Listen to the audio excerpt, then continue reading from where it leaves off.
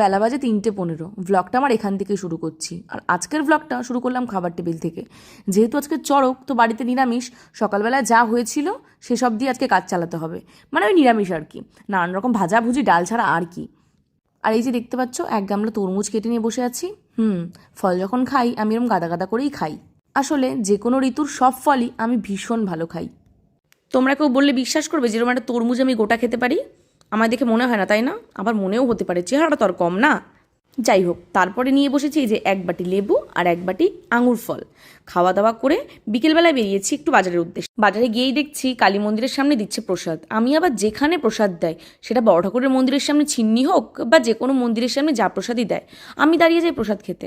যাই হোক, এক বাটি খিচুড়ি হাতে নিয়ে এখন দাঁড়িয়ে আমি খাচ্ছি, দেখতেই পাচ্ছ। আর এটাই আমার আজকে রাত্রের খাবার, মানে রাতে আর কিছু খাওয়া লাগবে না, এতটাই খিচুড়ি কিন্তু এখান থেকে দিয়েছে। আজ আসলে বেরিয়েছিলাম ডাক্তার দেখাতে। এখন অনেকেই বলবে যে ডাক্তার দেখাতে পারে তো সেজেগুজে। ইয়েস বস, আমি একটু সেজেগুজে থাকতে পছন্দ করি।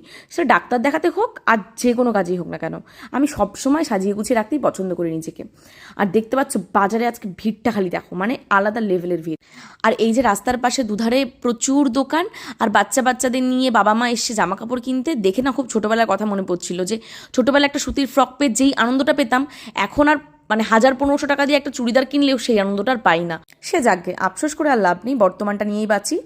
তারপরে গেছিলাম একটা নাইটির গোডাউনে, এখান থেকে দুটো নাইটি নিলাম, যেহেতু কালকে পয়লা বৈশাখ। একটু নাইটি নতুন না পরলে আর কেমন একটা যেন লাগে আর কি।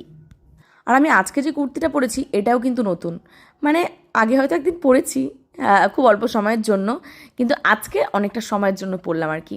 কেমন লাগছে অবশ্যই জানিও। আর কালকে যেহেতু নববর্ষ, বাড়িতে একটু মিষ্টি না হলে হয় না, সকালটা শুরু করবো মিষ্টি দিয়ে, তার জন্য একটু মিষ্টি নেওয়া। তারপরে চলে গেছিলাম পাড়ার চড়ক হচ্ছে সেখানে। আমাদের পাড়ায় 3টে জায়গায় চড়ক হয়। যথারীতি চলে গেছি আমরা একটা জায়গায়, একটুখানি চড়ক দেখবো আর কি। দেখতেই পাচ্ছ কত সন্ন্যাসী। আর দেখো এত বাচ্চা ছেলেরা এখানে রয়েছে, মানে প্রচুর বাচ্চা, হয়তো হার্ডলি তাদের বয়স 7-8। দেখো ওই বাচ্চাটাকে কত ছোট, ও নাকি মানে সন্ন্যাসী নিয়েছে, চড়ক করছে। তো এখানে কিন্তু কাদামাটি দিয়ে শিব ঠাকুরের মূর্তি করা হয়েছে, একটা কুমির করা হয়েছে, একটা কচ্ছপ করা হয়েছে, আবার এপাশে আর একটা কুমির করা হয়েছে। তো হয়তো নিয়ম কানুন, এই চড়কের নিয়ম আমি জানি না, কারণ আমি চড়ক কখনো করিনি, শুধু দেখেছি।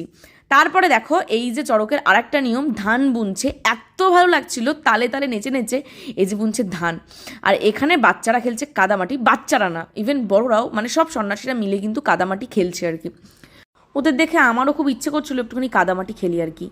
যাই হোক, তারপর দেখো ধান যেহেতু প্রথমে বুনেছে, এবার তো ধান কাটার পালা।